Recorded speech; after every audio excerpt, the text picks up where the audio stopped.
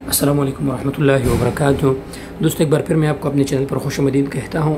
کوشش میرا یہی ہوتا ہے دوستوں کہ کوئی اچھا سا خبر ہو مصدقہ اور آپ دوستوں کے ساتھ شیئر کرو۔ دوستو ابھی خادم الحرمین شریفین نے کرونا ریلیف کے لیے پہلے جو اعلان کیا تھا، جن لوگوں کے اقامے ختم تھے ان کے لیے 3 مہینے کا اقامہ فری کر دیا گیا تھا، لیکن دوستو ابھی پھر خادم الحرمین شریفین کے شاہی فرمان کے مطابق ایک بار پھر فیصلہ کیا گیا ہے کہ جن کے اقامے ختم ہے ان کے لیے 1 مہینے کا اقامہ ان کا فری ہوگا۔